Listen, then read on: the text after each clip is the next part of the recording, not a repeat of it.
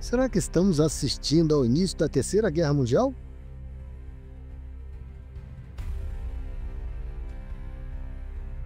Elevou as tarifas contra bens americanos para 125%. De forma dura, Pequim disse que, com o atual patamar das taxas, não há mercado para os produtos dos Estados Unidos no país. China e Estados Unidos, as duas maiores potências do planeta, voltaram a se enfrentar. Só que agora a arma não é míssil. É dinheiro, tarifa, economia e poder. Eles ainda não sabem como fazer isso direito, mas eles vão descobrir, eles vão fazer um acordo, sim. E nós temos muitos outros países, mais de 75 que querem vir aqui e falar com a nossa equipe de comércio, de tesouro. Nós temos grandes senadores também para conversar. Eles vão conversar com alguém. Enfim, farão isso e faremos um acordo.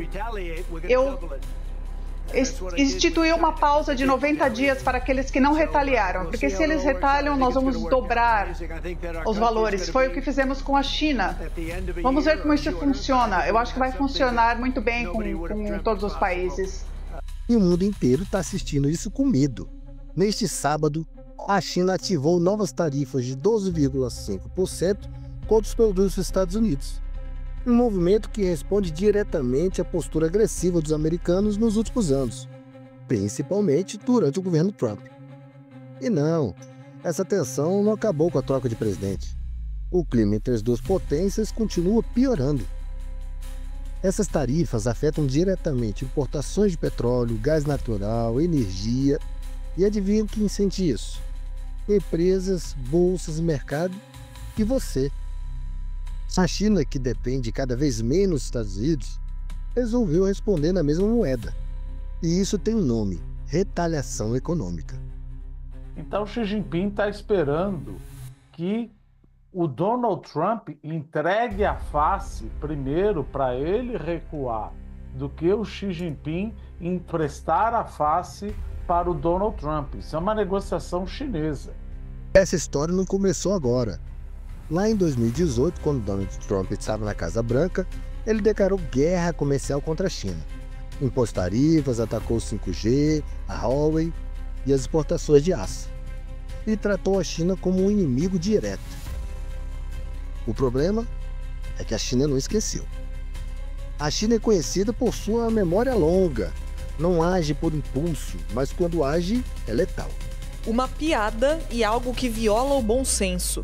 Foi assim que os chineses definiram a política tarifária de Donald Trump no comunicado em que anunciaram a nova onda de taxas contra os americanos.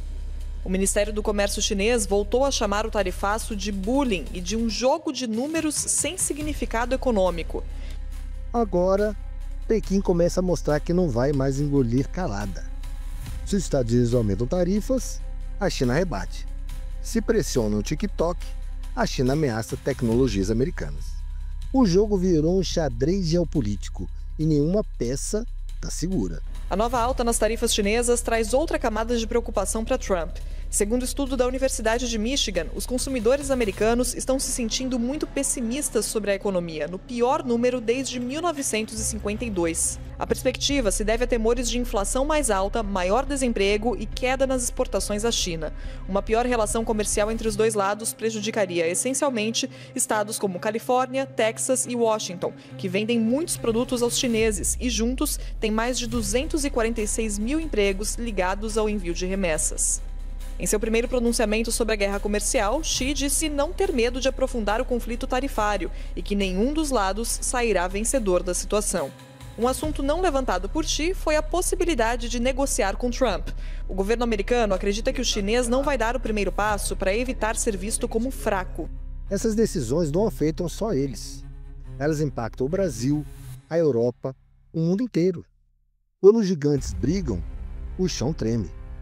Petróleo sobe, dólar dispara, a inflação bate.